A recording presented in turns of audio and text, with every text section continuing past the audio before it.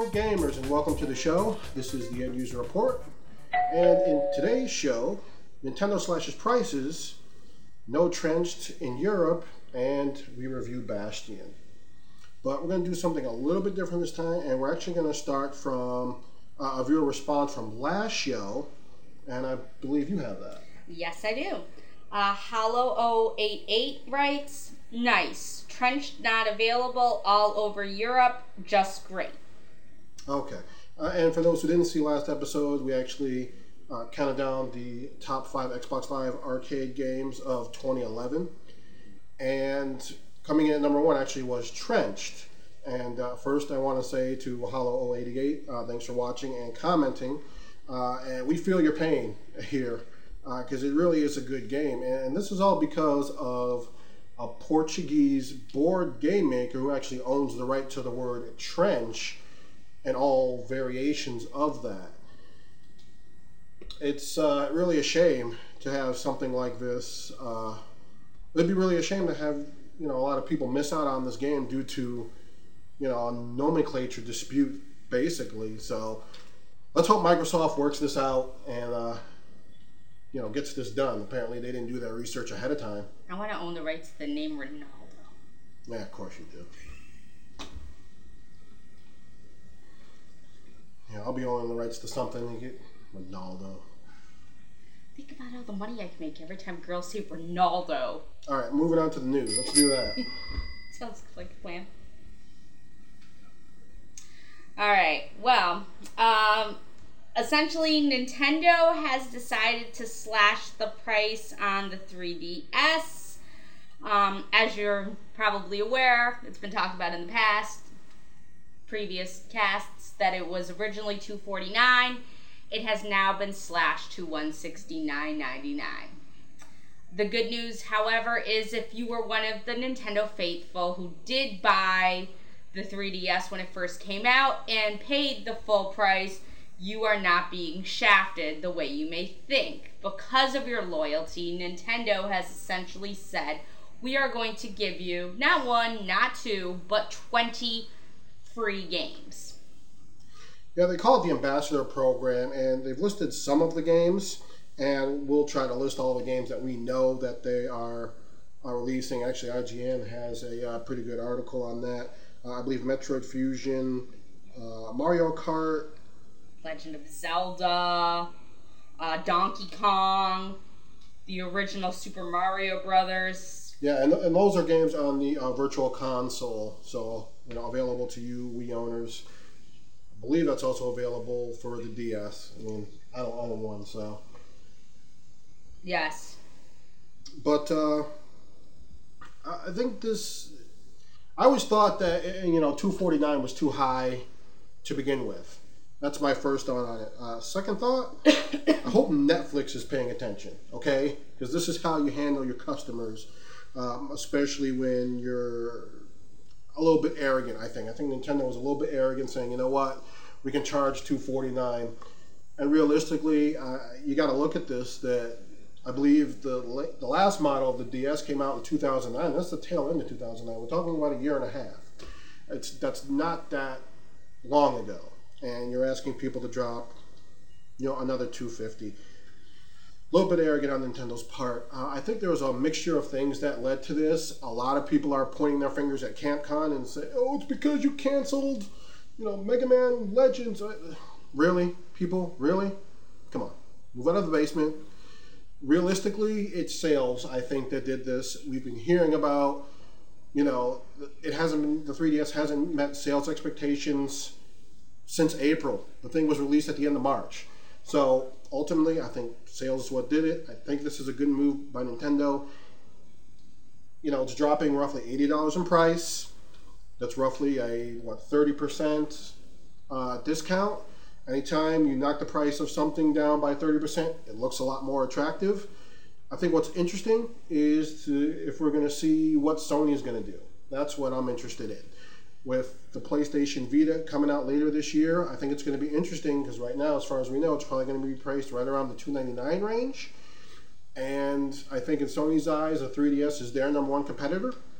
And I think it's going to be a bit interesting to see what they're going to do if they're going to move their price at all to make it more competitive. Yeah, I'd have to agree with you. I definitely think that Nintendo oversold themselves, so to speak, with the popularity of the 3DS. I think anytime you've released the, the Nintendo DSi and DS, they had just flooded the market between the DSi, the DSL, the standard DS, and then to bring out the 3DS and increase the price on it was just kind of absurd, especially to inflate it as much as they did. I mean, it was pretty clear that they weren't going to get that amount of money to me when you saw the number of places that were selling used or refurbished DSs. I mean, I know myself going to places like GameStop, I saw more people buying the refurbished ones, especially in this economy, than people who are going to throw down $250 for a 3D gaming system that ideally is more designed for kids. It is designed for kids, and that's a good point. I am glad you brought that up. It is focused more on kids, and I think there's a group of gamers out there that want, more mature games. I mean, how many times can you jump over a pit? Some of us have been doing that since '85. Okay, we're ready to move on. Mario games are great games, but there's only so many times you can do the same thing over and over, and it's constant rehashes of the same titles that we've seen, on the Wii, the GameCube, on the Nintendo 64. So yeah, I mean, I think there's a group of gamers that have really said, you know what, I've grown up, I've moved on, Nintendo, it's really time to move on. I want to kill things. Yeah, no parent wants to pay $250 for an interactive puppy game when their kid won't even walk said dog that's in the house that's yelping for attention. Well, I don't think it's only that. I think now, too, a lot of us have smartphones and things like that just, have games that may not be as, graphically appealing, but they're just as fun. Fruit Ninja, awesome game. Angry Birds, awesome game. Can it hold the torch to Zelda or Street Fighter? No, but it's pretty dang popular, and it's going to be interesting to see. Really, the only way that I think the game companies are stuck in a conundrum right now because they have to go one of two options. You're going to either have to get something that incorporates a phone / one of the core game systems. Pay attention. If you were smart and you were Nintendo, you'd be calling up the folks at Apple and saying, hey, how can we get official licensed Nintendo games on an Apple phone? Oh, there's an easy way to do that. Apple will just buy Nintendo. They got more money than the government right now anyways. So pretty much, and it's going to have that way, and the only way that the game companies can say separate is if they are willing to create their own phones. And again, that's hard to do. You'd have to have a specific company that's big enough. Sony's done it. Yeah.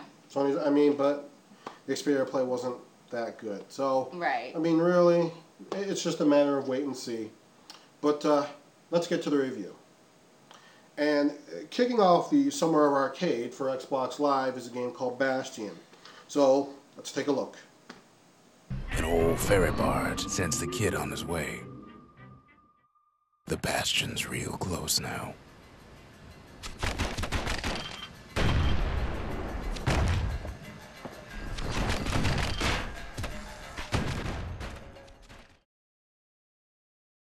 Here are the details. Release date is July 20th. Developer, Supergiant Games. And this is an action and adventure role-playing game. Proper story is supposed to start at the beginning. Ain't so simple with this one. Now here's a kid whose whole world got all twisted, leaving him stranded on a rock in the sky. In Bastion, you play as a character known only as the Kid, one of the few survivors of the calamity. Your mission is to rebuild your world after it has been torn apart. You do so by bringing pieces of the core back to the Bastion. The storyline is nothing special and somewhat predictable. However, the narration is quite interesting. Much like a sports game, a running kind of commentary is given about your actions in real time. Forced out from underground. hit pops him good. Starts to feel his bruises, though. This feature helps connect players with the story as it unfolds. However, some people will find this annoying, but fear not, if it bothers you that much, it can be turned off. Suppose it's true a little song can put things in perspective. Bastion almost looks like an oil painting. Characters and environments are colorful and have great detail. It's easy for players to be drawn into the somber atmosphere of this game. It really is a joy to look at.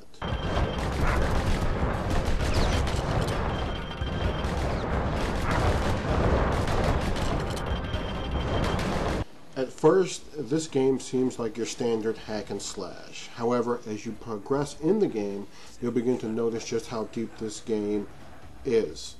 The Bastion is your mission control. From here, you can travel from stage to stage, manage your inventory, and invoke idols that make your game both more challenging and rewarding.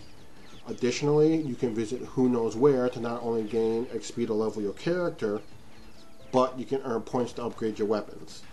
In Bastion, you can carry 2 weapons and 1 secret skill at a time. Each weapon has 5 upgrades available, and each upgrade has 2 options to choose from. This provides you with a lot of options to dispatch enemies. If you're not happy with how a weapon performs, stop by the Proving Grounds to unlock upgrades to improve it. Be sure to spend some time experimenting with different combos to see which best suit your style of play. Me personally, I like the dual pistols. While there are a number of weapons to choose from and to master, I would really like the ability to swap out weapons on the fly as opposed to having to return to the Bastion or stumbling across an arsenal to do so. Stages in Bastion are built as the player moves, which is a great feature. It keeps players on their toes because they can't see where enemies are until after a section of the stage is built. It also points the player in the right direction and keeps them moving forward. Some pathways are pretty narrow, so pay attention to where you are so you don't fall. Thankfully, the penalty for falling is small. Even better, the enemies that populate the stages are varied and continue to get more challenging as you advance. By the time you reach the later levels, you'll find yourself dodging multiple enemy types looking for your opening to attack.